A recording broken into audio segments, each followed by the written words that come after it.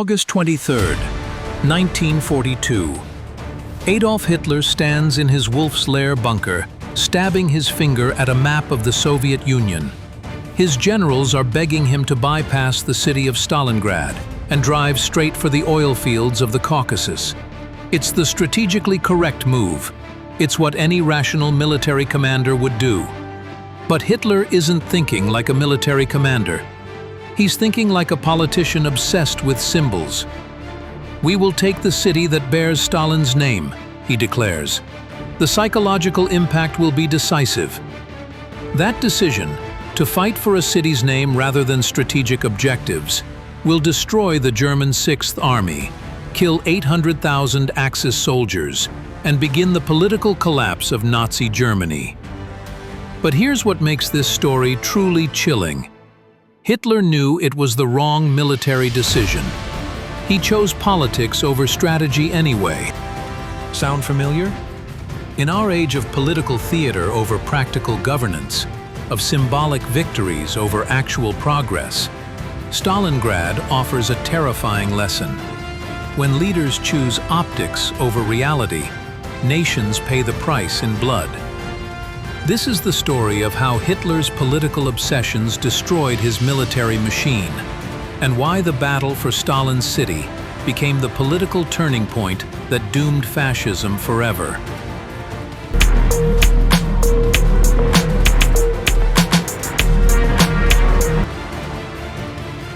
By summer 1942, Hitler faced a political crisis that military victories couldn't solve. His promise to German people was simple: Lebensraum, living space in the east, oil from the Caucasus, grain from Ukraine, and the destruction of Bolshevism. But after a year of fighting in Russia, that promise was crumbling. The German people were beginning to doubt. Food rations were shrinking. British bombing was intensifying. Whispers of discontent were spreading through German cities. Hitler needed a victory so spectacular, so symbolically powerful, that it would silence all doubt. Stalingrad wasn't just another Soviet city, it was Stalin's city. The dictator's personal creation, built as a monument to communist ideology. For Hitler, capturing Stalingrad would be the ultimate political trophy, proof that National Socialism could defeat International Socialism on Stalin's own turf. His generals saw it differently. Colonel General Halder, chief of the General Staff, argued repeatedly, "Mein Führer, Stalingrad has no strategic value. If we bypass the city and drive to the oil fields, we can starve the Soviet war machine of fuel." Hitler's response revealed his political thinking. "You don't understand psychology, Halder. When we take the city of Stalin, it will demoralize the entire Soviet Union. Stalin himself will negotiate for peace rather than lose his namesake city." This wasn't military strategy. This was political theater played with human lives, and it was based on a fundamental misunderstanding of his enemy. Stalin, the paranoid dictator who had murdered millions of his own people, wasn't going to surrender over a symbolic city. He was going to turn Stalingrad into Hitler's political graveyard. Both dictators understood that Stalingrad was now a battle for political credibility, not just territory. Whoever lost the city would lose face before their own people and the world. Hitler launched the most intensive propaganda campaign of the war. German newspapers proclaimed, "The Führer has decided to erase Stalin's city from the map." Radio broadcasts promised, "Soon the swastika will fly where once Stalin's name stood." Newsreels showed confident German soldiers advancing through Soviet suburbs. But Stalin was playing the same game with higher stakes. His Order 227, "Not one step back," wasn't just a military directive. It was a political declaration. Losing Stalingrad meant losing the war, losing power, losing everything. Soviet propaganda turned the battle into an existential struggle. "Kill the Germans!" screamed Ilya Ehrenberg in Pravda. "If you have killed one German, kill another. There is nothing more amusing for us than a heap of German corpses. This wasn't war anymore. It was a death match between two totalitarian ideologies, fought in the ruins of a city neither leader could afford to lose. The human cost was immediate and horrific. German armies that should have been racing toward oil fields were instead grinding through urban warfare against desperate Soviet defenders. Every building became a fortress. Every street became a cemetery. But the political stakes kept escalating. Neither dictator could back down without losing credibility with his own regime. They were trapped by their own propaganda. What happened in Stalingrad between August 1942 and February 1943 wasn't just military combat. It was the collision of two totalitarian worldviews, each claiming divine destiny. Hitler had built his political power on the myth of German racial superiority. His soldiers were supposed to be Übermensch, supermen who could conquer any enemy through sheer will and racial advantage. Stalingrad was destroying that myth, one ruined building at a time. Soviet sniper Vasily Zaitsev became a political weapon as much as a military one. Every German officer he killed wasn't just a tactical victory. It was proof that Slavic subhumans could outfight the master race. Soviet propaganda amplified his legend, the hunter from the Urals who was stalking Hitler's elite. But the real political battle was happening in the basement command posts and bunkers. German General Friedrich Paulus, commanding the Sixth Army, was sending increasingly desperate reports to Hitler.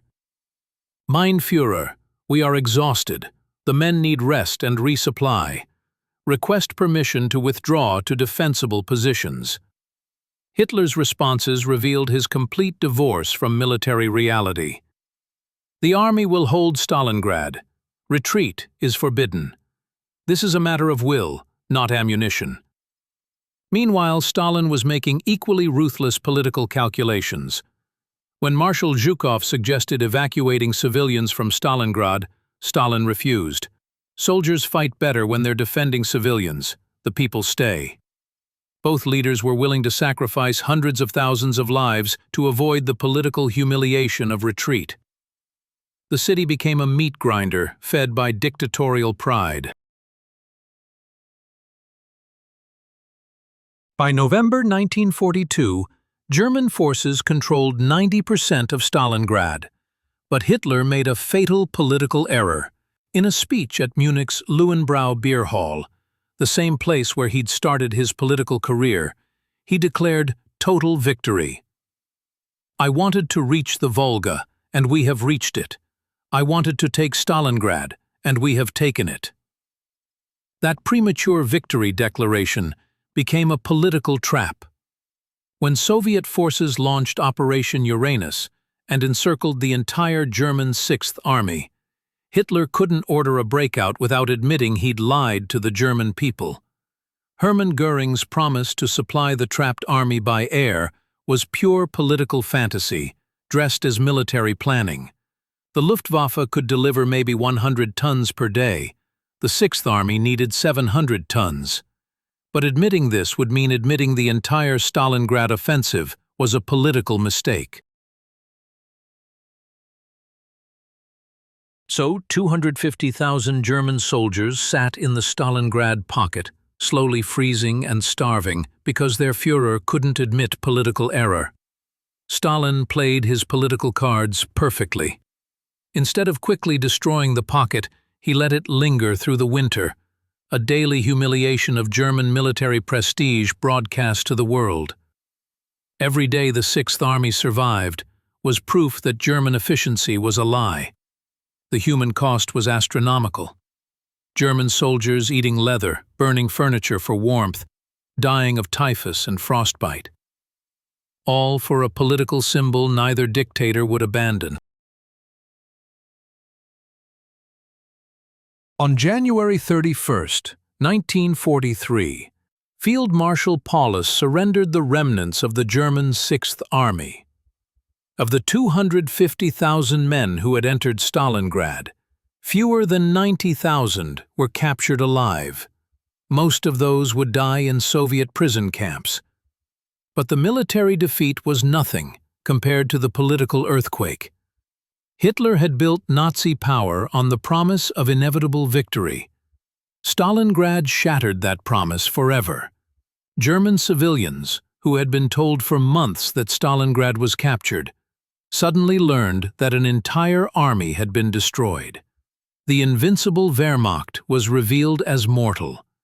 The 1,000-year Reich suddenly looked temporary. Joseph Goebbels, Hitler's propaganda minister, made a desperate attempt at political damage control. His total war speech at the Berlin Sportpalast asked the German people, "Do you want total war? Do you want war more total and radical than we can even imagine today?" The crowd's roar of "yes" was pure political theater. In private, Goebbels wrote in his diary, "The situation is much more serious than the public realizes. We are facing the possibility of defeat." Stalin, meanwhile, had won the ultimate political victory. The city bearing his name had broken the myth of German invincibility. Soviet prestige soared worldwide. Even Churchill, no friend of communism, declared, "It is the Red Army that has done the main work in tearing the guts out of the German army." When I look at Stalingrad, what terrifies me most isn't the military carnage. It's how easily political pride can override rational decision-making, even when millions of lives hang in the balance. Today, we see the same pattern everywhere. Leaders doubling down on failed policies because admitting error feels politically impossible.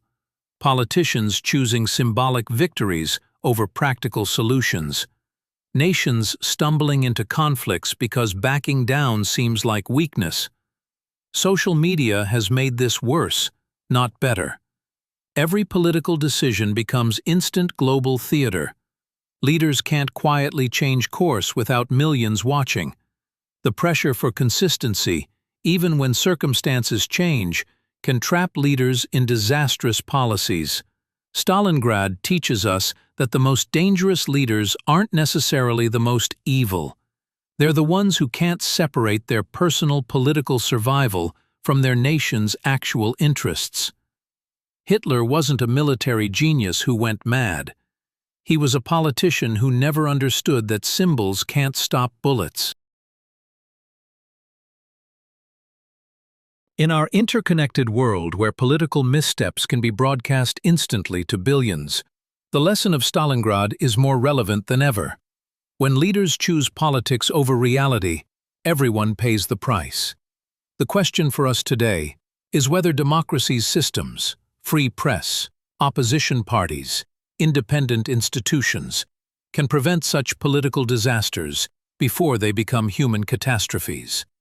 In our next episode, we'll explore how political decisions shaped the war's most morally complex moment, the decision to drop the atomic bomb, where politics, morality, and military necessity collided in ways that still echo today. This has been The Story Arc, where we connect the past to the present. I'm your host, and I'll see you next time.